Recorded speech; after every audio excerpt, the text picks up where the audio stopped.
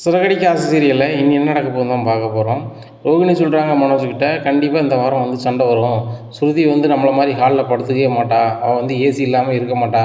அதனால் வந்து கண்டிப்பாக சண்டை வரும். மனோஜ், இந்த பிரச்சனை எப்படியோ முடிய போகுது. நம்ம வந்து நிரந்தரமாக நம்ம ஒரு ரூமில் இருக்க போகிறோம். இந்த முத்து மீனாவும் மொட்டை மாடியில் தான் படுக்க போகிறாங்க. அதுதான் நடக்க போகுது பாரு அப்படின்ட்டு இருக்காங்க. ரோகிணி, இது மட்டும் நடந்துச்சு அப்படின்னா நம்ம பக்கெட் பிரியாணி ஆர்டர் பண்ணி ஃபங்க்ஷனை சிறப்பாக வச்சுருவோம் அப்படிங்கிறாங்க. ஆமாம் மனோஜ், ஒன்றுமே பிரச்சனை இல்லை, ஹாலில் போய் நம்ம படுத்து கிடக்குன்னு அவசியம் என்ன இருக்குது அப்படி இப்படின்ட்டு இருக்காங்க. இன்னையோட நம்ம காலம் முடியுது, ஒரு வாரம் முடிஞ்சிருச்சு சரியா. இப்போ வந்து நம்ம வந்துட்டு சுருதி ரூமில் போய் தூங்க போகிறோம் அப்படிங்கிறாங்க. அப்போ சுருதி அவங்க உள்ளே வந்த பின்னாடி அடுத்தாப்புல முத்து வந்து வெளியே ஹாலில் இருப்பான். சுருதி ரவியும் முத்து ரூமில் இருப்பாங்க, இப்படியே வந்துட்டு இருப்பாங்க அப்படின்றாங்க. உடனே அம்மா ரோகிணி அப்படிங்கிறாங்க. அதே மாதிரி காலைல விடியுது. விடிஞ்சோடனே இன்றைக்கி தான் கடைசி நாள் அப்படின்னு சொல்லிட்டு பேசிகிட்டு இருக்காங்க. அப்போ போய் வேலையை பாரு அப்படிங்கிறாங்க. உடனே பாட்டி, சரி பாட்டி, இன்றைக்கி எனக்கு கடைசி நாள் அப்படிங்கிறாங்க. என்ன கடைசி நாளா அப்படிங்கிறாங்க. ஆமாம் பாட்டி, ஒரு வாரம் என்னை சமைக்க சொன்னீங்க, ஒரு வாரம் எங்களை வந்து ஹாலில் தூங்க சொன்னீங்க, என்னையோட முடியுது அப்படிங்கிறாங்க. சரி சரி, நாளையிலேருந்து சுருதி வந்து சமைப்பா, சுருதி ரூமில் போய் நீங்கள் இருந்துக்கோங்க அப்படிங்கிறாங்க. உடனே சரி பாட்டி அப்படின்னு சொல்லி ரொம்ப சந்தோஷமாக இருக்கிறாங்க. பாட்டி, இன்றைக்கி நைட்டே தூங்கலாம்ல அப்படிங்கிறாங்க. இல்லை இன்றைக்கி ஒரு நாள் நீங்கள் இருக்கணும், நாளையிலேருந்து தான் ஒரு வாரம் ஸ்டார்ட் ஆகுது அப்படிங்கிறாங்க. அப்படியா பாட்டி, சரி அப்படின்னு சொல்லிட்டு சமையல் பண்ணி இது பண்ணிடுறாங்க. அப்போ மனோஜ் சொல்கிறாங்க, இன்றைக்கி நைட்டு நம்ம சுருதி ரூமில் தூங்க போகிறோமா அப்படிங்கிறாங்க. இன்றைக்கி இல்லையா, நாளைக்கா அப்படிங்கிறாங்க. அப்படியா அப்படின்னு சொல்லிட்டு சரி சரி, நம்ம டூருக்கு போனதுனால கழிச்சிட்டாங்க போல பாட்டி, சரி இருக்கட்டும் அப்படின்னு சொல்லிட்டு இன்றைக்கி ஒரு நாள் தங்கிக்கிறாங்க. ரொம்ப சந்தோஷமாக பேசிகிட்டு இருக்காங்க. மனோஜ், இன்றைக்கி எவ்வளோ கஷ்டப்படுத்தீங்களோ பட்டுக்கோங்க, நாளையிலேருந்து ரூமுக்கு நம்ம கண்ட்ரோலுக்கு வந்துடும். அதுக்கப்புறம் நம்ம ரூம்பே கொடுக்க வேண்டாம், அதுக்குள்ளே வேலை நடந்துடும், ஒன்றும் பிரச்சனை கிடையாது. சுருதி கண்டிப்பாக பிரச்சனை பண்ணுவாங்க, அவங்க வந்துட்டு இந்த மாதிரி இது பண்ணி என்ஜாய் பண்ணவே மாட்டாங்க அப்படின்ட்டு இருக்காங்க. இந்த சூழ்நிலையில் சுருதி டேட் வந்துடுது. அவங்க வந்து ஹாலில் தூங்கணும். அப்போது ரவிகிட்ட சொல்கிறாங்க, பாட்டி ரவி, நீனும் உன் பொண்டாட்டி இன்றைக்கி ஹாலில் தான் தூங்கணும் ஒரு வாரத்துக்கு, நீங்கள் தான் வந்து சமையல் வேலையும் பண்ணணும், வீட்டு வேலையும் செய்யணும் அப்படிங்கிறாங்க. உடனே சுருதியும் ரவியும் சொல்கிறாங்க, நாங்கள் 2 பேரும் பார்த்துக்கிடுவோம் அப்படிங்கிறாங்க. உடனே சுருதி சொல்கிறாங்க, பாட்டி இது நாங்கள் ஒரு சேலஞ்சாக எடுத்து நாங்கள் பண்ணுவோம் பாட்டி, எனக்கு சமைக்க தெரியாது, ஆனால் என் வீட்டுக்காருக்கு சமைக்க தெரியும். என் வீட்டுக்கார் எப்படி செய்யணும் எது செய்யணும் என்ன சொல்லுவார், நான் அதுக்கு ஏற்றாப்புல செஞ்சுருவேன். வீட்டை சுத்தம் படுத்துறதுக்கு 2 பேரும் பண்ணிடுவோம், நாங்கள் 2 பேரும் எங்கு தான், அதனால் நாங்கள் எதனாலும் வீம்புக்கு செய்ய முடியும்னா ரவி அப்படிங்கிறாங்க. ஆமாம் அப்படிங்கிறாங்க. உடனே சொல்கிறாங்க, நீ என் பேத்தி மீனா மாதிரி தான், மீனா வாய் பேச மாட்டான் ஆனால் எல்லா வேலையும் செய்வாள், அதே மாதிரி நீ வாய் பேசுகிற ஆனால் எல்லா வேலையும் செய்ய தகுதியாக இருக்க, தன்னம்பிக்கையோடு இருக்க, நீ ஜெயிப்போமா அப்படிங்கிறாங்க. தேங்க்யூ பாட்டி அப்படின்னு சொல்லிட்டு பாட்டிக்கு முத்தம் கொடுக்காங்க. இதே மாதிரியே ரொம்ப சந்தோஷமாக இருக்கலாம் அந்த பிள்ளை அப்படிங்கிறாங்க. இதை கேட்ட ரோகிணிக்கு, ஓ இருக்கட்டும், நீ நைட்டு தானே படாத படம் போதும் தெரியும் அப்படிங்கிறாங்க. காலையில் சுருதி ரவி சொல்கிறத கேட்டு சூப்பராக சமையல் பண்ணிடுறாங்க, சாப்பிட்றாங்க, எல்லோரும் ரொம்ப சூப்பராக இருக்குது அப்படிங்கிறாங்க. உடனே சுருதி, உண்மையிலே நீங்கள் நல்லா சமைச்சிருக்கீங்க அப்படிங்கிறாங்க. நான் எங்கே சமைச்சேன், எனக்கு சொல்லி தந்தது ரவி அப்படிங்கிறாங்க.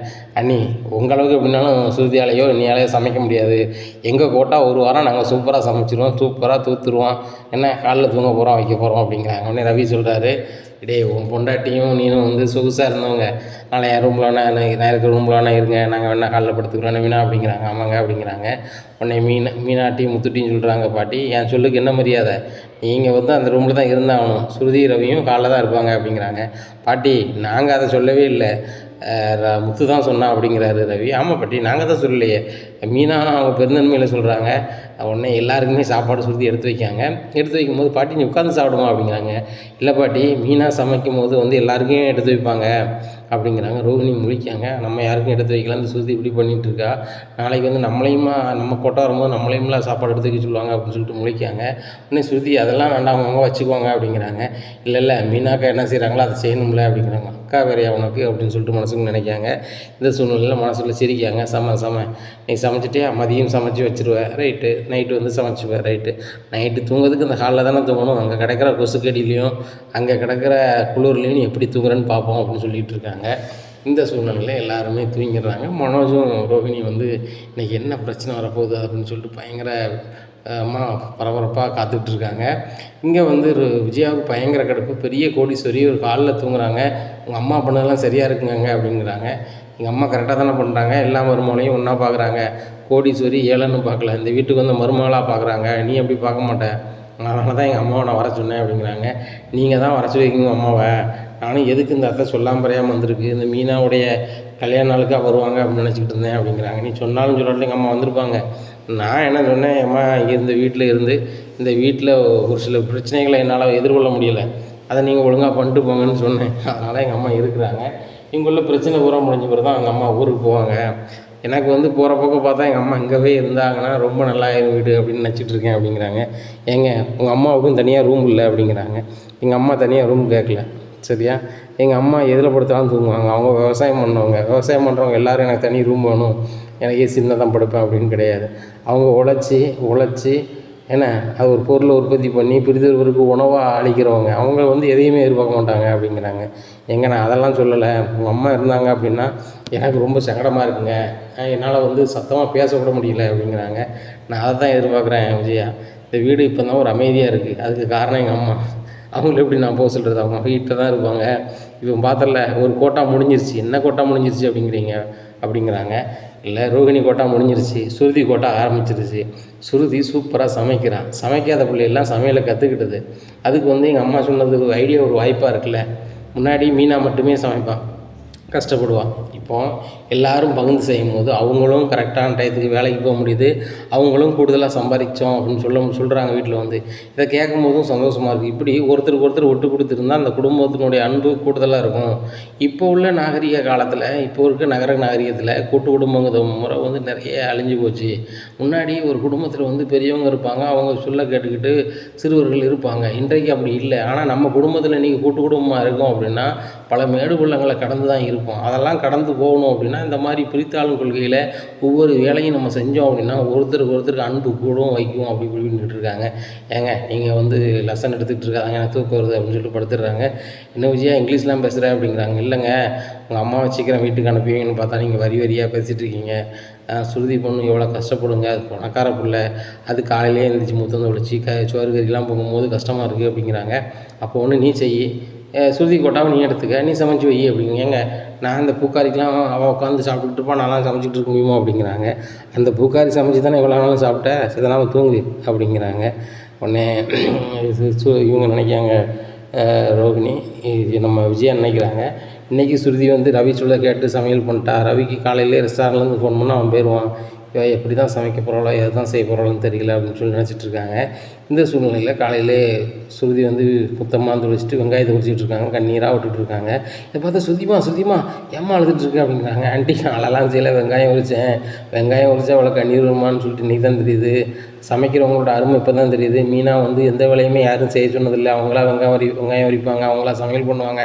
ஆனால் இன்றைக்கி தான் தெரியுது அப்படிங்கிறாங்க. பாட்டி வராங்க, பார்த்தியா சுருதி எல்லாமே கஷ்டம்தான், மனசார செய்யும் போது அந்த கஷ்டம்லாம் நம்மளுக்கு தெரியாது அப்படிங்கிறாங்க. ஆமாம் பாட்டி, எனக்கு உண்மையிலே ரொம்ப சந்தோஷமாக இருக்குது. வீட்டை இன்றைக்கி நான் எப்படி சமைக்கணும், என்ன சமைக்கணும், என்னெல்லாம் போடணும்னு மட்டும் தான் கேட்டேன். இன்றைக்கி ஃபுல் அண்ட் ஃபுல்லாக நான் தான் செய்ய போகிறேன். இப்படியே நான் சமையல் கற்றுக்க போகிறேன். மீனாக்காவுக்கு போட்டியாக நான் ஒரு நாள் சமையல் பண்ணுவேன், மீனாக்கா ஒரு நாள் சமையல் பண்ணால் நான் ஒரு நாள் சமையல் பண்ணுவேன் அப்படின்ட்டு இருக்காங்க. ஆனால் சுருதிமா இதெல்லாம் தேவையில்லை, அவள் மீனாக கஷ்டப்பட்டவா, அவள் சமைக்கணும் தலையெழுத்து, உனக்கு என்ன தலையெழுத்தாமா அப்படிங்கிறாங்க. ஏய் விஜயா நீ தூரப்போ, அந்த பிள்ளைகள் கரெக்டாக இருக்க பிள்ளைகள் நீ குழப்பிக்கிட்டு இருக்காதப்போ. இன்றைக்கி அவள் போட்டா ஒரு வாரம் அவள் சக்ஸஸ்ஃபுல்லாக பண்ணுதான்னு இருக்கா சுருதி அப்படிங்கிறாங்க. உடனே பாட்டி ஆமாம் பாட்டி ஜம்முன்னு பண்ணிடுவோம் பாருங்கள் அப்படிங்கிறாங்க.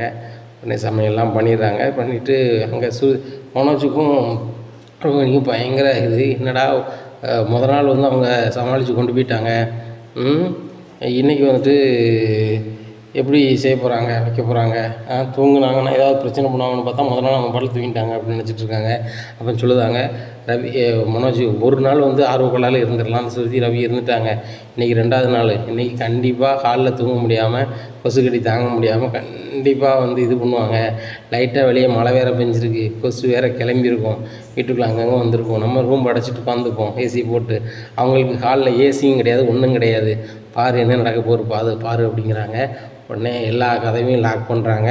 லாக் பண்ணிவிட்டு சுருதி வந்து டிவியில் நல்ல பாட்டு சவுண்டு போட்டு ரொமான்ஸ் பண்ண ஆரம்பிச்சிடுறாங்க. ரவியும் சுருதியும் டான்ஸ் ஆடுறாங்க. இதை பார்த்த ரோகிணிக்கு பயங்கர கடுப்பாகுது. என்னடா ஹாலில் வந்து படுத்தா ரொம்பவே கடுப்பாக அந்த சுருதி, எனக்கு நான்லாம் இப்படி இருக்க முடியாது, வைக்க முடியாது, இந்த வீட்டில் நான் இருக்க மாட்டேன், நான் கிளம்பி போகிறேன்னு சொல்லிட்டு என்னத்தையா சொல்லுவான்னு பார்த்தா கடைசியில் அவள் இது ரொம்பலாம் என்ஜாய் பண்ணிகிட்டு இருக்கா அப்படிங்கிறாங்க.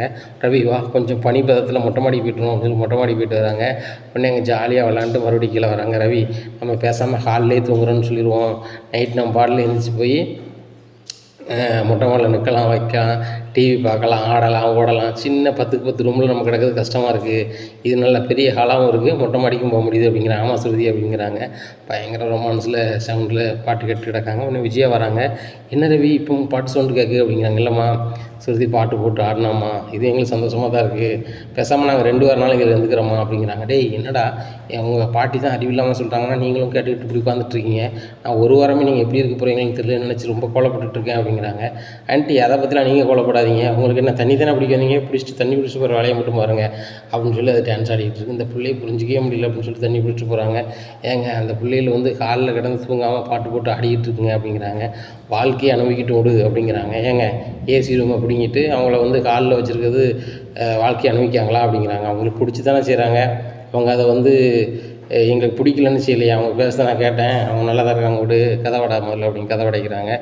நீங்கள் சொல்கிறீங்க எனக்கு ரொம்ப கஷ்டமாக இருக்குது அப்படிங்கிறாங்க. உனக்கு கஷ்டமாக இருந்தால் ஒன்று செய், நான் வேணா ஹாலில் படுத்துக்கிறேன், நீ ஹாலில் போடு, அவங்களுக்கு ஏசி ரூமை கொடு அப்படிங்கிறாங்க.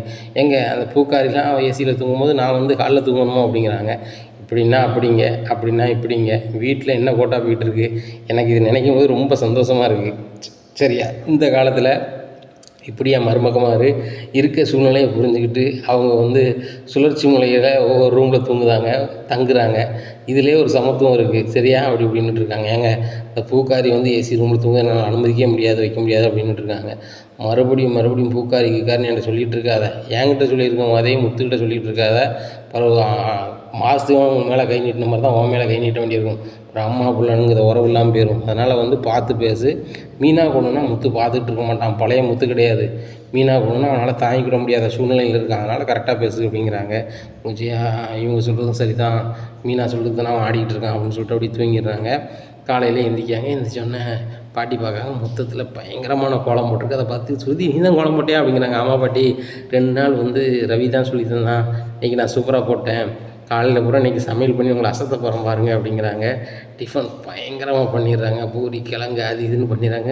ஸ்ருதி எல்லாம் நீ தான் பண்ணேன் அப்படிங்கிறாங்க. ஆமாம் நான் தான் பண்ணேன், ரவி சொல்லி மட்டும் தருவாப்பில், நானே பண்ணிடுவேன் அப்படிங்கிறாங்க. ஸ்ருதி நீ நல்லா சமையலை கற்றுக்கிட்டேன் அப்படிங்கிறாங்க. ஆமாம் பாட்டி, நீங்கள் எங்களுக்கு கூட ஒரு வாரம் கொடுத்தீங்கன்னா நான் நல்லா சமைச்சு பழகிடுவேன் அப்படிங்கிறாங்க. உடனே ரோகிணி நினைக்காங்க, என்னடா இவா வந்து என்ஜாய் பண்ணது மாதிரி கூட ஒரு வாரம் தருவீங்களான்னு கேட்குறா அப்படிங்கிறாங்க. ஆமாம் பாட்டி, ஹாலில் நேற்று படுத்துக்கிட்டு பாட்டு கேட்டே தூங்கணும், செமையாக ஜாலியாக இருந்துச்சு, மொட்டை மாடிக்கெலாம் போனோம், இதை மாதிரி சுகம் எங்கேயும் கிடைக்காது அப்படின்னுட்டு இருக்காங்க. சமையல் பண்ணிட்டு மதியம் சாப்பாடும் ரெடி பண்ணி வச்சுருக்காங்க. இந்த ரவி நம்ம வரும்போது இன்றைக்கி ஐஸ்கிரீம் வாங்கிட்டு வந்துடணும் அப்படிங்கிறாங்க. எதுக்கு ஸ்ருதி அப்படிங்கிறாங்க. இல்லை எல்லோரும் அங்கே அவங்க ரூமில் தூங்கிடுவாங்க, நம்ம ஹாலில் தான் இருக்க போகிறோம், மொட்டை மாடிக்கு வேறு போவோம், நைட்டுக்கான சாப்பிட்டுட்டு எல்லோரும் தூங்கின பிறகு மொட்டை மாடியில் போய் ஒரு நடனத்தை போட்டுட்டு அங்கே போய் ஐஸ்கிரீம் சாப்பிட்டுன்னு வச்சுக்கோங்க, செமையாக இருக்கும், ஒரு டான்ஸு ஐஸ்கிரீம் விட்டுருக்கும், செமையாக இருக்கும்ல அப்படிங்கிறாங்க. ஆமாம் ஸ்ருதி இதுவும் சூப்பராக தான் இருக்குல்ல அப்படிங்கிறாங்க. ஆமாம் அதுவும் மொட்டை மாடியில் அவங்களோட இருக்க சுகம் தனி சுகம் தான் அப்படின்ட்டு இருக்காரு ரவி. உடனே ஸ்ருதி சொல்கிறாங்க, எனக்கு ரொம்ப பிடிச்சிருக்கு. எங்கள் வீட்டில் நான் நினைப்பேன் இப்படி என்னடா பனிக்குள்ளே படுக்கிறாங்க வைக்கிறாங்க, ஏழை கஷ்டப்பட்டவங்களாம் பாவம் தான் அப்படின்னு நினைப்பேன். ஆனால் இது வந்து மிகப்பெரிய அனுபவமாகவும் இருக்குது, சந்தோஷமாகவும் இருக்குது. இந்த கொசுக்கடியில் கூட ஒரு சுகம் இருக்குது அப்படிங்கிறாங்க. பெரிய கலைஞ்சி ஐடியம்மா அப்படிங்கிறாங்க. சரி என்னுடைய ஸ்டூடியோ வச்சு விட்டுட்டு நீ கிளம்பி நீ பார்த்து வா, பாய் போயிட்டு வானே அப்படிங்கிறாங்க. அதனால் ரவி ரெஸ்டாரண்ட் போயிடுறாங்க. ரவி ரொம்ப சந்தோஷமாக இருக்காது. அதை பார்த்தா ஃப்ரெண்டு கேட்குறாரு, என்னடா ரொம்ப சந்தோஷமாக இருக்குது அப்படிங்கிறாங்க. இல்லை எங்கள் வீட்டில் இருந்து ரூம் வாங்கிட்டாங்க, என்ன காலில் தூங்க சொல்லிட்டாங்க அப்படிங்கிறாங்க. அதுக்கே கடா சிரிக்க அப்படிங்கிறாங்க. இல்லை அந்த சந்தோஷமும் செமையாக தான் இருக்குது. எங்கள் வீட்டில் வந்து ஷிஃப்ட் முறை போய்கிட்டு இருக்குது. ஒரு வாரம் நாங்கள் வந்து ரூமில் தூங்கணும், ஒரு வாரம் வந்துட்டு நாங்கள் காலைல தூங்கணும்னா புது முறையாக இருக்குது அப்படிங்கிறாங்க. ஆமாம் எங்கள் வீட்டில் 3 பெட்ரூம் இருக்குது. ஒரு பெட்ரூம் எங்கள் அப்பாவும் எங்கள் அம்மாவும் கொடுத்துட்டோம், மீதி 2 பெட்ரூம் இருக்குது. நாங்கள் 3 பேர் இருக்கோம்ல அண்ணன் தம்பி, ஒவ்வொருத்தருக்கும் ஒரு ஆளுக்கு வந்து பெட்ரூம் இல்லாமல் இருக்குது. அதனால் பாட்டி சொல்லிட்டாங்க சுழற்சி முறையில் ஒரு ரூம்லேயே தூங்குன்னு சொல்லிட்டாங்க. இதை கேட்கும் போது அந்த நடைமுறையை பின்பற்றும் போது ரொம்ப சந்தோஷமாக இருக்குது. ஸ்ருதிலாம் சமைக்கிறதுல இப்போ பெரிய ஸ்பெஷலிஸ்ட் ஆகிட்டா, என்னோட பயங்கர மாஸ்டர் ஆகிடுவா போல அப்படிங்கிறாங்க. என்னடா சொல்கிற உன் ஒய்ஃபுக்கு திங்க தானடா தெரியும் அப்படிங்கிறாங்க.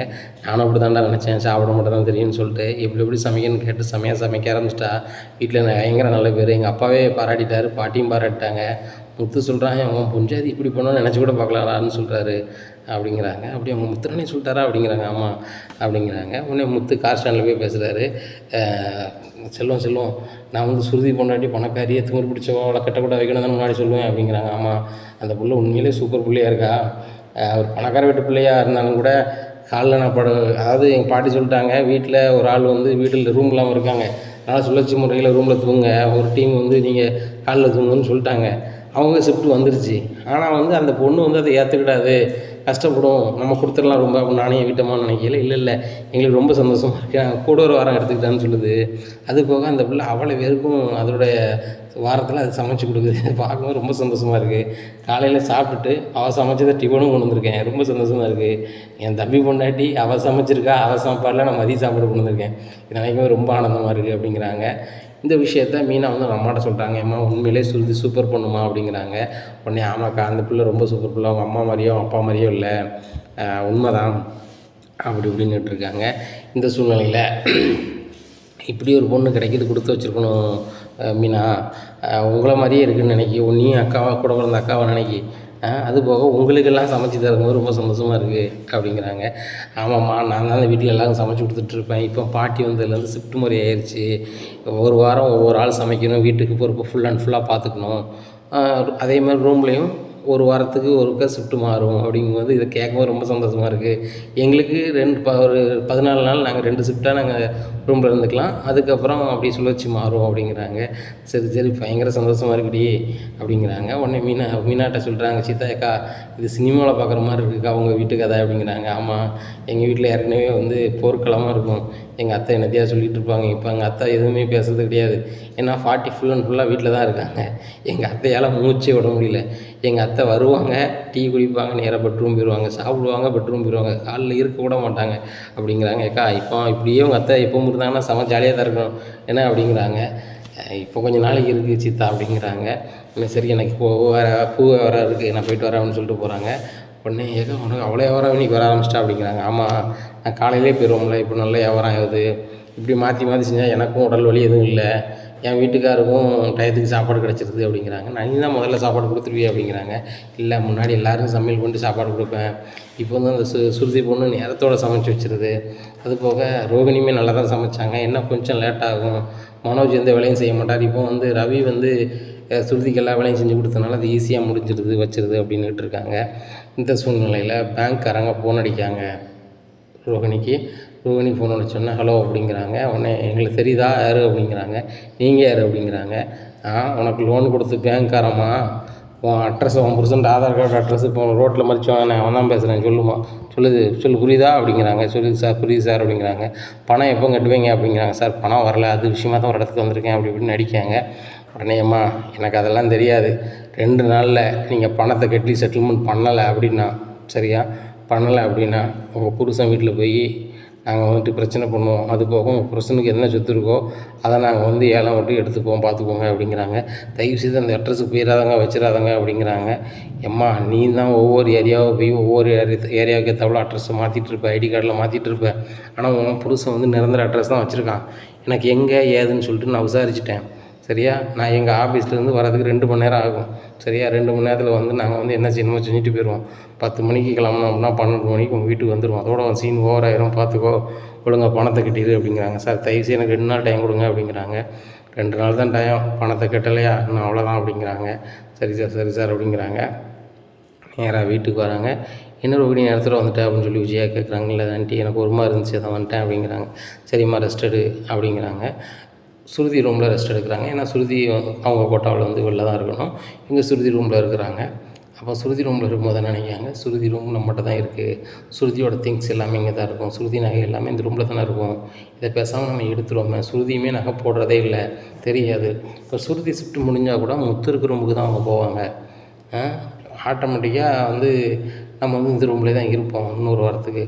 அப்போ வந்துட்டு நம்ம 2 வாரம் இங்கே இருக்கும்போது 3ஆவது வாரம் தான், அந்த 3ஆவது வாரத்துக்கு முத்து மீனாவும் இங்கே வந்துடுவாங்க.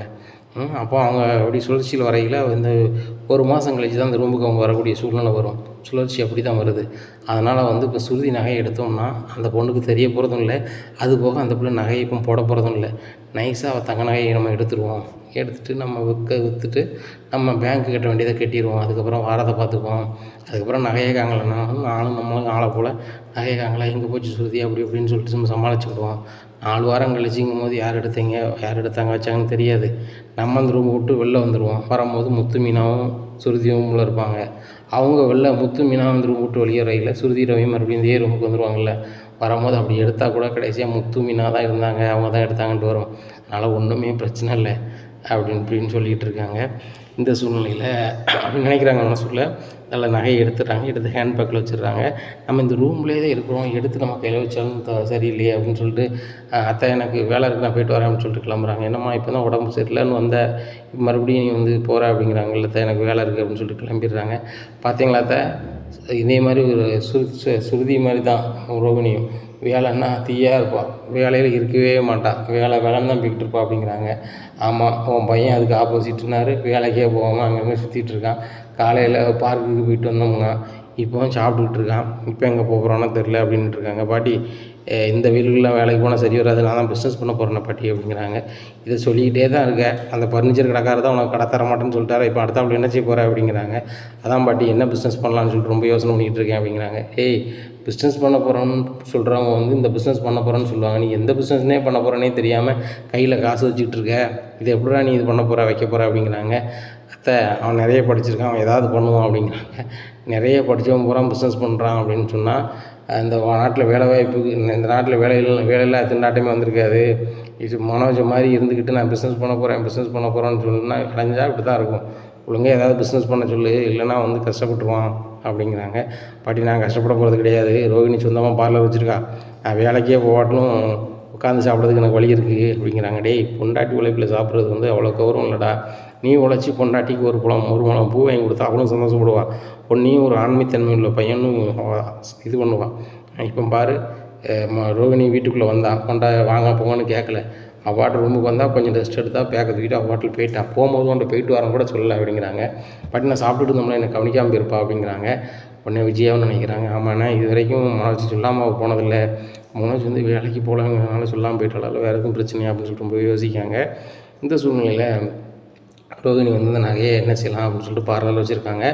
உடனே வித்யாவுக்கு ஃபோன் அடிக்காங்க. வித்யா நீ எங்கே இருக்க அப்படிங்கிறாங்க. நான் எங்கள் சொந்த ஊருக்கு போயிட்டுருக்கேன் சொல்லு அப்படிங்கிறாங்க. இல்லை பார்லர் வரைக்கும் வாயேன் அப்படிங்கிறாங்க. நான் ஊருக்கு போயிட்டுருக்கேங்க, நீ பார்லர் வர சொல்லுதே, நான் ஊருக்கு கிளம்புறோமா, எனக்கு வேலை இருக்குது, ஒரு ஃபங்க்ஷன் வீடு, நான் போயிட்டு வரேன் அப்படின்னு சொல்லிட்டு அவங்க கிளம்பிடுறாங்க. பார்லர்லேருந்து இந்த நகையை வைக்க முடியாது, நம்ம 2 நாளில் அந்த பேங்க்கில் பணம் கட்டுதான்னு சொல்லியிருக்கோம், பேங்க்கில் அடவு வச்சாலும் நம்மளுக்கு நோட்டீஸ் வந்துட்டுருக்கோம், இத்தனை பொண்ணு நகை வச்சுருக்கீங்க திருப்புங்க வைங்கன்னு சொல்லிட்டு, எப்படினாலும் நம்ம திருப்ப போகிறதில்ல, அதனால் பேசாமல் இது விற்றுருவோம், எங்கே போய் வைக்கலாம் அப்படி இப்படின்னு சொல்லிட்டு யோசிக்காங்க.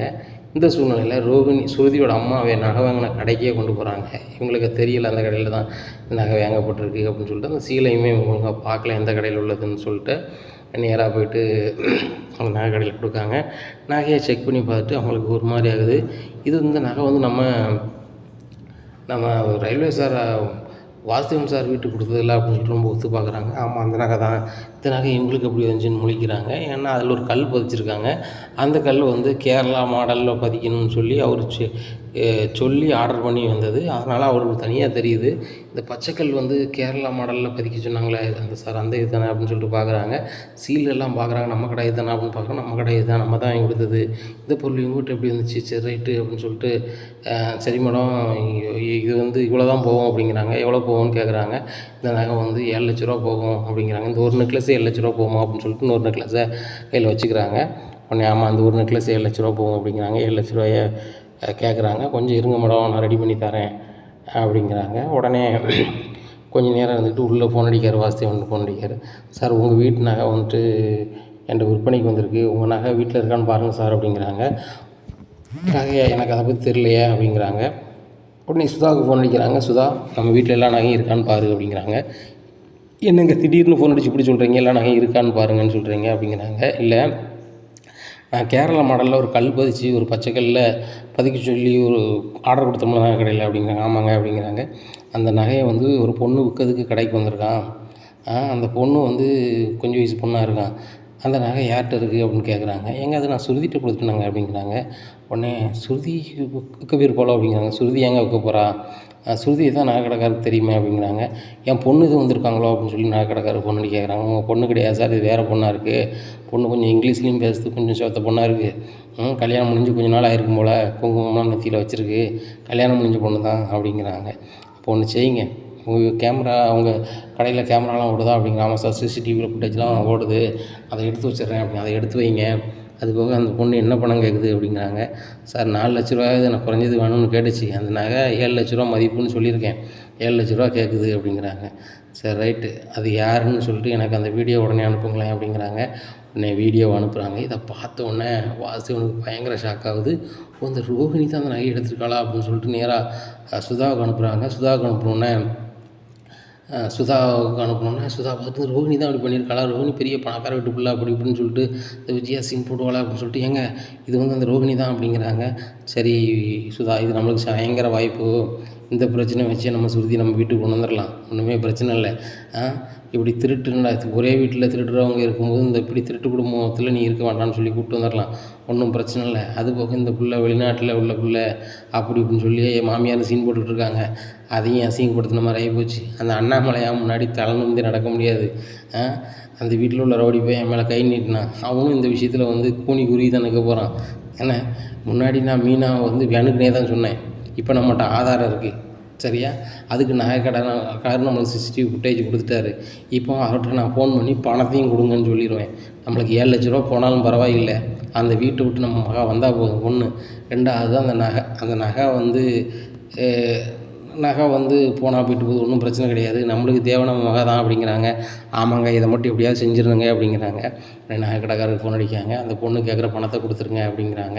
உடனே நகைக்கடைக்கார்ட்ட ரோஹிணி போகிறாங்க. நீங்கள் தரீங்களா தரலையில நான் வேறு கடைக்கு போட்டுமா அப்படிங்கிறாங்க. இல்லை மெல்லமா தந்துடுறேன் அப்படிங்கிறாங்க. மேலே எங்களையும் பார்க்குறாங்க. அம்மா ஒரு கையெழுத்து போட்டு வாங்கிட்டு போங்க அப்படிங்கிறாங்க. நகையை விற்று எதுக்குங்க கையெழுத்து போடணும் அப்படிங்கிறாங்க. இல்லைம்மா ஒரு பெரிய சின்ன நடைமுறை தான், உங்கள் ஐடி கார்டை கொடுத்துட்டு நீங்கள் கொடுத்துட்டு போங்க, அதை நாங்கள் யார்கிட்டும் சொல்ல போகிறதில்ல வைக்க போகிறதில்ல அப்படிங்கிறாங்க. உடனே ஐடி கார்டு ஜெராக்ஸ் கொடுத்துட்டு 7 லட்ச ரூபா பணத்தை வாங்கிடுறாங்க. வாங்கிட்டு நேராக பேங்க்கு போகிறாங்க. ஆட்டோவில் போயிட்டு, சார் ஃபோன்லலாம் ஒரு மாதிரி பேசல, வச்சுக்கிடாதாங்க போய்க்கிடாதாங்க அப்படின்னு சொல்லிட்டு மேனேஜர்கிட்ட பேசுகிறாங்க. இம்மா ரொம்ப ஓவராக பேசாதீங்க, நீங்கள் என்ன பணத்தை வாங்கிட்டு ஊராக ஏமாற்றி எங்கிட்ட போயிட்டீங்க, உங்களை தேடி அலைஞ்சதுக்கு ஒரு அமௌண்ட் பேங்க் நிர்வாகம் செலவு பண்ணியிருக்கு, இந்த சூழ்நிலை இப்படிலாம் பேசிகிட்டு இருக்காங்க, வச்சுட்டு இருக்காங்க அப்படின்ட்டு இருக்காங்க. பணத்தை என்னாச்சு அப்படிங்கிறாங்க. சார் பணம் வந்து செட்டில் பண்ண தான் வந்திருக்கேன் அப்படின்னு சொல்லிட்டு பணத்தை செட்டில் பண்ணுறாங்க. இதை பார்த்தோன்னா ரொம்ப தோரணையாக எந்திக்கிறாங்க. எந்திரிச்சிட்டு சொல்கிறாங்க வந்து ஸ்டாஃப்கிட்ட, இப்படிலாம் நீ ரோட்டில் மறிச்சு பேசுகிறவளை வச்சுக்காதீங்க, நான் யாருன்னு தெரியுமா, என் புருஷன் என்ன பிஸ்னஸ் பண்ணுறாங்க தெரியுமா அப்படி இப்படின்னு திரைக்காங்க. மேடம் தப்பாக நினச்சிக்காதீங்க, எங்களுக்கு பணம் கட்டலனால தான் விசாரிக்க வந்தோம், பேசணும் வேறு ஒன்றும் இல்லை, நீங்கள் தப்பாக நினச்சிக்காதீங்க அப்படிங்கிறாங்க. இனிமேல் என் வீட்டு பக்கத்தில் ஒரு வேலை இருக்கக்கூடாது அப்படிங்கிறாங்க. உடனே பணம் செலுத்தி லோன் வந்து செலுத்தியாச்சுன்னு சொல்லிட்டு ஒரு பில்லை கொடுக்குறாங்க. NOCயை வாங்கிட்டு நேராக வீட்டுக்கு போகிறாங்க. அவங்களுக்கு ரொம்ப சந்தோஷம். நகையும் எடுத்துட்டோம், நகை எடுத்ததே அந்த சுருதிக்கு தெரியாது. அது போக ஷிப்பில் வந்து அடுத்தாப்புல முத்து மீனா தான் சுருதி ரூமுக்கு வருவாங்க. அப்படி மாட்டினாலும் முத்தும் மீனாவும் தான் மாட்டுவாங்க. நம்மளுக்கு ஒன்றும் பிரச்சனை இல்லை, நான் நகை எடுத்தேனே தெரியாமல் போயிடும், ஒன்றும் பிரச்சனை இல்லை அப்படின்னு சொல்லி பூனை வந்து கண்ணை மூடிட்டு உலகமே இருட்டாயிட்டுன்னு நினைக்கிற மாதிரி நினைக்கிறாங்க ரோகிணி. இந்த சூழ்நிலை வீட்டுக்கு போகிறாங்க. வீட்டுக்கு போகும்போது விஜயா கேட்குறாங்க, என்ன சுருதி, என்ன ரோகிணி உடம்பு சரியில்லைன்ட்டு வந்தேன், அப்புறம் திருப்பி நான் அவசர வேலைன்ட்டு போனேன், இப்போ உடனே வந்திருக்கேன் அப்படிங்கிறாங்க. இல்லை வேலைலாம் முடிஞ்சிட்டா தான் வந்தேன் அப்படிங்கிறாங்க. மனோஜ் வந்து நல்லா தூங்கிட்டு இருக்காரு விஜயா ரூமில். ஏன் மனோஜ் அங்கே தூங்கிட்டு இருக்கீங்க அப்படிங்கிற, நம்மளுக்கு தான் ரூம் கொடுத்துட்டாங்களே சுருதி ரூம், நீ எங்கே தூங்க வேண்டியதானே அப்படிங்கிறாங்க. இல்லை சுருதி ரூமில் வந்து நம்ம ரூமில் இந்த மாதிரி கம்ஃபர்டபுளாக இல்லை, AC சரியாக வரல, அதான் இங்கே தூங்கிட்டு இருக்கேன் அப்படிங்கிறாங்க. சரி வா நம்ம ரூமில் தூங்குவோம் அப்படின்னு சொல்லிட்டு தூங்குறாங்க. ரோஹிணிக்கு பயங்கர சந்தோஷம். மனோஜ் நான் ரொம்ப சந்தோஷமாக இருக்கேன் அப்படிங்கிறாங்க. ரொம்ப சந்தோஷமாக இருக்கீங்களா அப்படிங்கிறாங்க. ஆமாம், இப்போ என் பிஸ்னஸில் ஒரு 3 லட்ச ரூபா லாபம் கிடச்சி, இதையும் வச்சுக்கோங்க, உங்கள்கிட்ட ஏற்கனவே 29 லட்ச ரூபா இருக்குது, இதை சேர்த்தா நம்மளுக்கு 32 லட்ச ரூபா ஆச்சுல, பிஸ்னஸ்க்கு உதவும்ல அப்படிங்கிறாங்க. மனோஜ் ரொம்ப நன்றி ரோஹிணி அப்படிங்கிறாங்க. இதில் என்னங்க இருக்குது அப்படிங்கிறாங்க. இந்த சூழ்நிலையில் அதை வாங்கி அக்கௌண்ட்டில் வச்சுக்கிறாரு. வச்சுட்டு அவங்க ஜாலியாக இருக்கிறாங்க. இந்த சூழ்நிலையில் ஃபர்னிச்சர் கடைக்காரரு வேறு ஆள்கிட்ட விட்டுட்டார். இவங்களுக்கு அந்த கடையும் கிடைக்கல, இது ஏற்கனவே முடிஞ்ச கதை. இந்த சூழ்நிலையில் வேறு ஒரு பிஸ்னஸுக்கு ஒரு ஆள்கிட்ட போய் கேட்குறாங்க, கம்ப்யூட்டரை வாங்கி விற்கிறது. அவங்க வந்துட்டு சொல்கிறாங்க, கிட்டத்தட்ட 50 லட்ச ரூபா இருந்தால் நான் தந்துடுறேன், எங்களுக்கு வந்து ஃபாரின்லேருந்து வரும் லேப்டாப்பு கம்ப்யூட்டர்லாம் வரும், அதை வாங்கி விற்கிற பிஸ்னஸ்ஸு, அதை உங்களுக்கு செய்ய முடியுமா அப்படிங்கிறாங்க. உடனே கிட்டத்தட்ட ஒரு 10 ஆளுக்கு நீங்கள் சம்பளம் கொடுக்கணும், பண்ணிடலாமா அப்படிங்கிறாங்க. நான் எத்தனை நாள் சம்பளம் கொடுப்பேன் அப்படி இப்படின்னுட்டு இருக்காங்க. ஆனால் நீங்கள் கேட்குற அமௌண்ட்டு தான் என்கிட்ட இல்லை, கம்மியாக இருக்குது அப்படிங்கிறாங்க. அப்போ நீங்கள் வேறு இடத்த பாருங்கள் அப்படின்றாங்க. மனோஜ் போகிற இடத்துலலாம் அமௌண்ட்டு கூட சொல்கிறாங்க. ஒரு இடத்துல வந்து வேறு உழைப்பை காட்டணுங்கிறாங்க. மனோஜுக்கு பிடிக்காமல் இருக்குது, இப்படியே போய்கிட்டே இருக்குது, தொழில் எதுவுமே பண்ண முடியல. இந்த சூழ்நிலையில் ஜீவா இங்கேருந்து பிளான் பண்ணுறாங்க, நான் கனடா பேர்லாம் வச்சுலான்னு நினச்சேன், நான் முடியாமல் போச்சு, எல்லாத்துக்குமே இந்த மனோஜ் தான் காரணம், அந்த ரோகிணி தான் காரணம், இவங்க 2 பேரும் நிம்மதியாகவே இருக்கக்கூடாது, இவங்க என்ன செய்யலாம் அப்படி இப்படின்னு சொல்லிட்டு ரொம்ப யோசிக்காங்க. என்கிட்டயே 3,00,000 ரூபா வாங்கிட்டாங்க, நான் எத்தனை பேர்கிட்ட பணத்தை ஆட்டையை போட்டிருப்பேன், என் பணத்தையும் இவங்க ஆட்டையை போட்டாங்க, என்கிட்ட பணத்தை ஆட்டை போட்டவங்களும் நான் எப்படி நிம்மதியாக இருக்க வைப்பேன் அப்படின்னு சொல்லிட்டு யோசிச்சுட்டே இருக்காங்க. என்ன ஐடியாவை பண்ணலாம் அப்படின்னு சொல்லிட்டு யோசிக்காங்க. சரி, இந்த ரோகிணி யார், என்ன விவரம், அவங்க பேக்ரவுண்ட் என்னன்னு சொல்லி விசாரிக்கணும்னு நினைக்காங்க. நேராக பார்லருக்கு போகிறாங்க மாறு வேஷத்தில். உடனே ரோகிணி இல்லாத நல்லது தான் அப்படின்னு சொல்லிட்டு, இந்த ரோகிணி மேடம் வீடு எங்கே இருக்குது, அவங்க தான் அந்த பார்லர் வச்சுருக்காங்களா அப்படி இப்படின்னு கேட்குறாங்க. அவங்க பார்லர்லாம் கிடையாது, அவங்க வேலை தான் பார்க்காங்க அப்படி இப்படிங்கிறாங்க. வேலை தான் பார்க்கல, சரி அவங்க சொந்த ஊர் எங்கே அப்படிங்கிறாங்க. மேடம் எங்களுக்கு தெரியல, குமரிப்பாளையம்னு சொல்லிட்டு ஒரு ஊருக்கு போவாங்க அப்படிங்கிறாங்க. நேராக குமரிப்பாளையத்துக்கு போகிறாங்க. ரோகிணி ஃபோட்டோ வச்சு கேட்குறாங்க, இவங்கள பார்த்துருக்கீங்களா அப்படிங்கிறாங்க. 2-3 பேர் தெரில அப்படிங்கிறாங்க. ஒரு ஆள்கிட்ட காமிக்கிறாங்க, ஆமாம் தெரியும், அது ராணி மகா அப்படிங்கிறாங்க. அவள் கூட மெட்ராஸில் இருக்கா அந்த பிள்ளை பேர் கல்யாணி அப்படிங்கிறாங்க. கல்யாணியா, நீ ரோகிணின்னு சொல்லி ஏமாத்திட்டுருக்கியா, ரைட்டு சூப்பரு அப்படின்னு சொல்லிட்டு அவங்க வீடு எங்கே இருக்குதுன்னு கேட்குறாங்க. நேராக காமிக்கிறாங்க. காமிச்சோன்னா நேராக ரோகிணி வீட்டுக்கு போகிறாங்க. நீ யாரும்மா அப்படின்னு கேட்குறாங்க ரோகிணியோட அம்மா. நான் வந்து கல்யாணி கூட பார்லர் வேலை பார்க்குறேன். கல்யாணி கூட வேலை பார்க்கியாம்மா, சரிம்மா இங்கே தூரமாம்மா வந்தேன் அப்படிங்கிறாங்க. இல்லை பக்கத்து கிராமம் தான் எனக்கு, நான் இப்படியே வந்தேன், அப்படியே உங்கள் வீட்டில் உங்களை பார்த்துட்டு போயிடலான்னு வந்தேன் அப்படிங்கிறாங்க. ஆமாம்மா, கல்யாணி பையனா இது அப்படின்னு சும்மையாவது பேச்சு போடுறாங்க. ஆமாம்மா அவன்கிட்ட சொல்லிட்டால உள்ளதை, இது கல்யாணி பையன்தாம்மா, ஆனால் வந்துட்டு அத்தைன்னு சொல்லி வச்சுருக்கோம், அவளுக்கு ஒரு வாழ்க்கையை அமைச்சிக்கிட்டாலாம்மா, இனிமேல் வந்து சொல்ல முடியாத சூழ்நிலையில் இருக்கும் அப்படி இப்படின்னுட்டு இருக்காங்க. என்னதான் இருந்தாலும் தாயையும் பிள்ளையும் பிரிக்குது தப்பு தானே ஆண்டி, பேசாமல் ரோகிணி கூடயே கொடுத்துட வேண்டியதானே அப்படி இப்படிங்கிறாங்க. நானும் அதான் சொல்கிறேன், அவள் கேட்க மாட்டேறா, அவன் புருஷன்ட்ட உண்மையை சொன்னால் தான் பிரச்சனையே இல்லையே, அவன் புருஷன்ட்ட கல்யாணம் ஆகலை, எனக்கு மலேசியானா பெரிய பணக்காரன்னு சொல்லிட்டு கல்யாணத்தை முடிச்சிருக்கலாமா, அதான் கஷ்டமாக இருக்குது அப்படின்னு சொல்லிட்டு எல்லாத்தையுமே உளறிடுறாங்க ரோகிணியோட அம்மா. இந்த சூழ்நிலை எல்லாத்தையுமே ரெக்கார்டாக எடுத்துக்கிறாங்க ஃபோனில். ரைட்டு, இவ்வளோ ஃப்ராடு பண்ணிட்டு தான் வந்து நீ ஓவராக சீன் போட்டுட்ருக்கியா, நான் தான் ஃப்ராடுன்னு பார்த்தா நீ என்னோட ஓவராக ஃப்ராட் பண்ணியிருக்கிய, நீ வந்து ஸ்டேஷனில் வந்து என்கிட்ட கேட்டு பணத்தை வேண்டி போயிட்ட, அன்னைக்கு எனக்கு தெரியாமல் போச்சு, தெரிஞ்சிருக்கும் அப்படின்னா உடனே நான் வந்து காண்டாகியிருப்பேன் அப்படின்னு சொல்லிட்டு பயங்கரமாக நினைக்காங்க. இந்த சூழ்நிலை அந்த ரெக்கார்டை வந்து நேராக அவங்க ஃப்ரெண்டுக்கு அனுப்புகிறாங்க. ஏண்டி இது ஒரு பதிவு போட்டு வச்சுக்கோ, இப்போதும் உதவும் என் செல்ஃபோனில் அழிஞ்சிடக்கூடாது அப்படின்னுட்டுருக்காங்க. இந்த சூழ்நிலையில் ரோட்டில் முத்து கார் ஆஃபர் போயிட்டுருக்காரு. அப்போது ஜீவா பார்த்துட்டு, என்ன மேடம் நீங்கள் இதில் போகிறீங்க, இங்கே வந்துட்டுருக்கீங்க அப்படிங்கிறாங்க. இல்லை இவனை அங்கே ஒரு தெரிஞ்சவங்கள பார்க்க வந்தேன், நீங்கள் கனடா போகலையா மேடம் அப்படிங்கிறாங்க. இல்லை கேன்சல் ஆகிடுச்சு, டிக்கெட் இன்னும் கிடைக்கல, 2வது போட்டிருக்கேன், முதல்ல டிக்கெட்டில் போக முடியல, ஸ்டேஷன் நின்றேன் பார்த்தீங்கள அப்படிங்கிறாங்க. ஆமாம் அப்படின்ட்டு போகிறாங்க. போகும்போதே மனோஜ் ஃபோன் அடிக்காரு. என்னடா மனோஜ் சொல்லு அப்படிங்கிறாங்க. மனோஜ் அப்படின்னு சொல்லிட்டு முடிக்காங்க. உடனே சென்னையில் கொண்டு இறக்கி விட்ருக்காங்க. மேடம் எவ்வளோ தரணும்னு கேட்குறாங்க. வேண்டாம் மேடம், நான் போகிற வழியில் தானே உங்களை ஏற்றினேன் அப்படிங்கிறாங்க. இல்லை முத்து என்ன கரெக்டாக கொண்டு விட்ருக்கீங்களா அப்படிங்கிறாங்க. இல்லை மேடம் நான் வார வழி தான் ரிட்டன், இதுக்கு இந்த காசு வேண்டாம் மேடம் அப்படிங்கிறாங்க. இல்லை முத்து வச்சுக்காங்க அப்படின்னு சொல்லிட்டு ஒரு 500 ரூபா கொடுத்துட்டு அப்படி கிளம்பி போகிறாங்க. உடனே மனோஜ்னு சொன்னீங்களா, அது யார் அப்படிங்கிறாங்க. என்னோட அண்ணன் கனடா போகணுன்னு இருந்தான், இப்போ என்னன்னா பிஸ்னஸ் பண்ண போகிறோன்னு சுற்றிட்டு இருக்கான், ஒன்றும் பண்ண மாட்டான் மேடம், அவங்க மாமனார் வேறு பணம் அனுப்பியிருக்காரு வச்சுருக்காருன்னு சொல்லியிருக்காங்க அப்படிங்கிறாங்க. உடனே உங்கள் வீடு எங்கே இருக்குது முத்து அப்படின்னு கேட்குறாங்க. எங்கள் மேடம் எங்கள் வீடு வந்து டி நகரில் இருக்க மேடம் நேரத்தை சொல்கிறாங்க. இது மனோஜ் இல்லை, அப்போ நீங்கள் மனோஜுங்கிறது எங்கள் அண்ணன் மேடம் அப்படிங்கிறாங்க. ஓ மனோஜ் தம்பி தானே நீங்கள் அப்படிங்கிறாங்க. ஆமாம் மேடம், 7 டிகிரி படித்து வேலைக்கு எதுவும் போகாமல் கிடக்கான் அப்படிங்கிறாங்க. ஓ முத்து அண்ணன் தானா, சரி அப்படின்னு சொல்லிட்டு அப்படியே குழப்பத்தில் போகிறாங்க.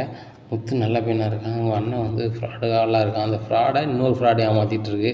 சரி ரைட்டு, முத்துக்கு நம்மளுக்கு எந்த பிரச்சனையும் கிடையாது, முத்து நல்லா இருக்குன்னு நம்மளாம் நினைப்பாப்புல, நம்ம முத்தை நினைக்கிறோம், ஒன்றும் பிரச்சனை இல்லை. ஆனால் வந்து அந்த திருட்டு பைய மனோஜையும் அந்த ரோகிணி நான் சும்மாவே விட மாட்டேன் அப்படின்னு சொல்லிட்டு நினைக்காங்க.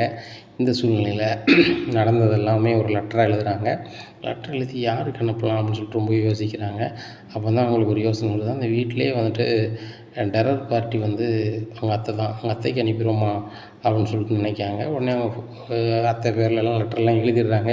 எழுதினோடனே அவங்க ஃப்ரெண்டுகிட்ட சொல்கிறாங்க, இந்த மாதிரி லெட்டர் எழுத போகிறேன் அப்படிங்கிறாங்க. எந்த காலத்தில் நீ இருக்க, லெட்டர் அனுப்பிக்கிட்டு இருக்க, காலம் எவ்வளவோ போயிட்டுருக்கு, முதல்ல வந்துட்டு அவங்க செல் நம்பரை வந்து நீ கலெக்ட் பண்ணு, செல் நம்பரை கலெக்ட் பண்ணிவிட்டு நம்ம வந்துட்டு பேசாமல் அவங்களுக்கு வாட்ஸ்அப்பில் நீ எடுத்த வீடியோவை அப்படி அனுப்பிவிடு.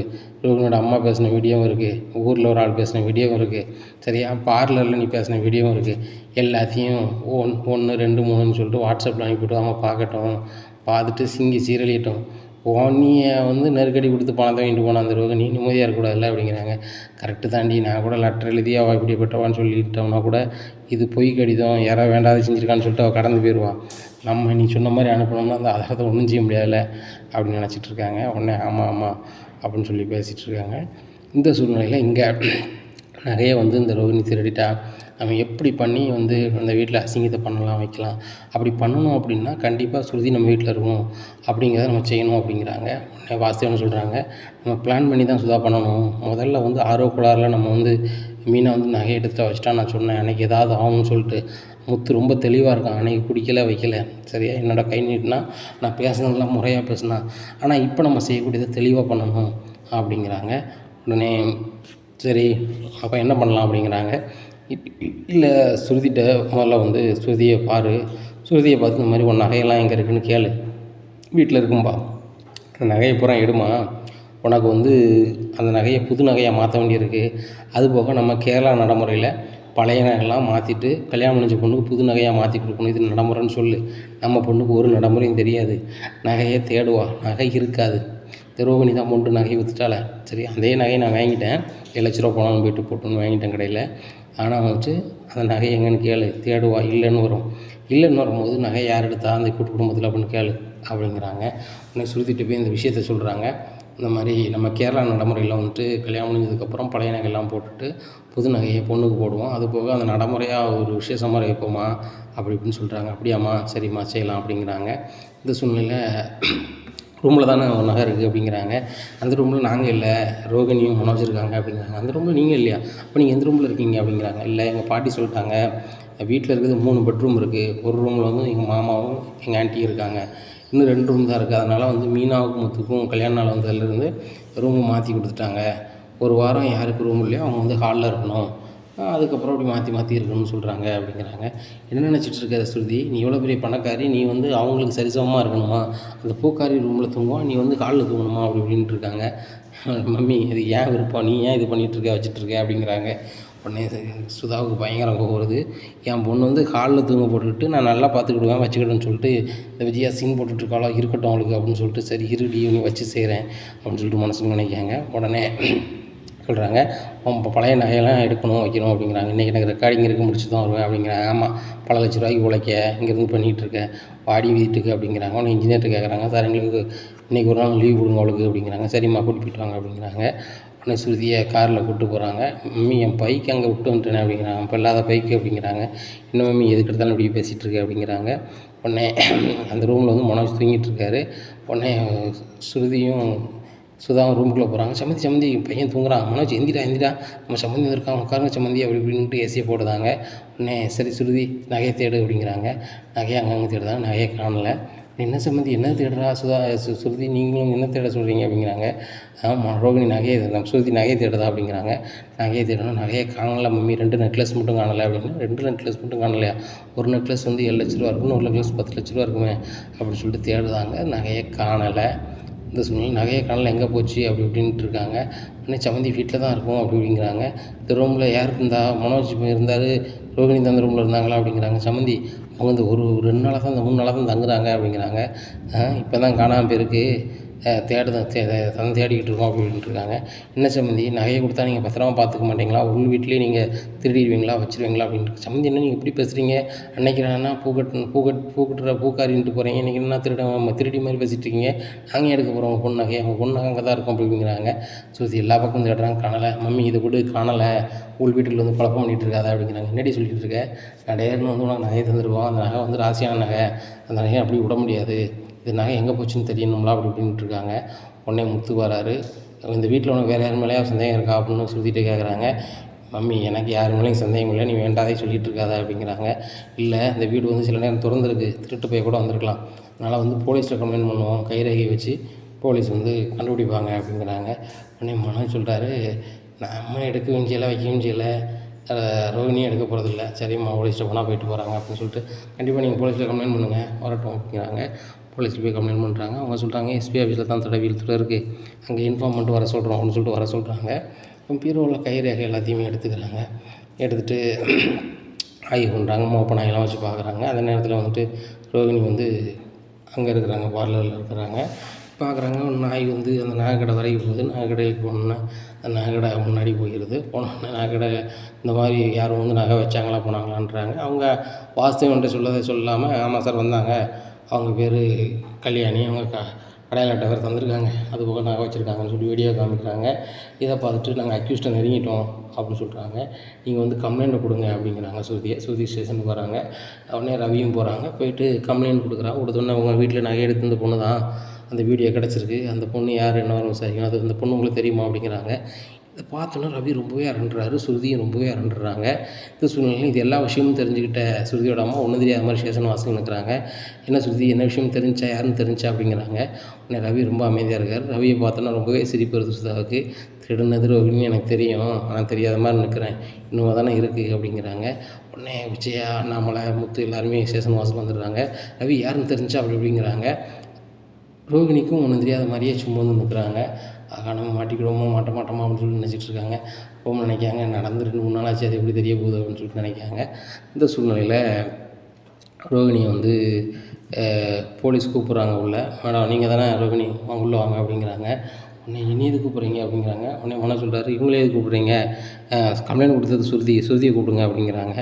ஸ்ருதி கம்ப்ளைண்ட் கொடுத்துருக்காங்க, நகையை எடுத்தது உங்கள் பொண்டாட்டி ரோகிணி தான், கல்யாணின்னு சொல்லி ஒரு அடையாள அட்டை வச்சு நகை கடையில் விற்றுருக்காங்க அப்படிங்கிறாங்க. ஏன் முன்னாட்டியும் வைக்க போகிறா அப்படிங்கிறாங்க. இதை கேட்ட விஜயா ரொம்பவே ஷாக்காகிறாங்க. அண்ணாமலை குடும்பம் ரொம்பவே ஷாக்காகி நிற்கிறாங்க. இனி என்ன நடக்கும் இந்த அண்ணாமலை வீட்டில் அப்படிங்கிறத பொறுத்திருந்து பார்க்கலாம். நம்ம சேனலை நீங்கள் மறக்காமல் லைக் அண்ட் சப்ஸ்கிரைப் பண்ணுங்கள். நன்றி, வணக்கம்.